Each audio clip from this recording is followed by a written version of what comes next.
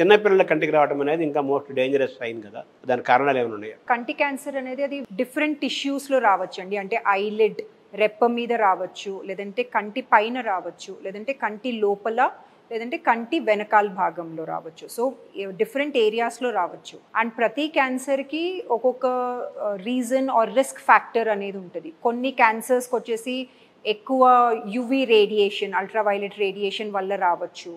కొన్ని క్యాన్సర్స్ వచ్చేసి dietary habits వల్ల కూడా రావచ్చు. కొన్ని క్యాన్సర్స్ అనేది జెనెటిక్ బేసిస్ ఉంటుంది. చిన్నపిల్లల్లో క్యాన్సర్ అనేది రెటినోబ్లాస్టోమా చాలా కామన్ క్యాన్సర్ చూసేది మనం చిన్నపిల్లల్లో చూస్తే ఐ క్యాన్సర్.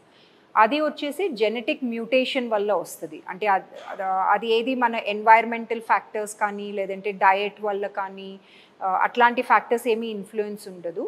అది జెనెటిక్ మ్యూటేషన్ వల్ల వస్తుంది, ఒక జీన్లో మ్యూటేషన్ వల్ల వస్తుంది అది. అండ్ బికాజ్ అది జెనెటిక్ మ్యూటేషన్ వల్ల వస్తుంది కాబట్టి అది ఈవెన్ ఫ్యూచర్ జనరేషన్స్కి పాస్ ఆన్ అయ్యే ఛాన్సెస్ కూడా ఉంటుంది.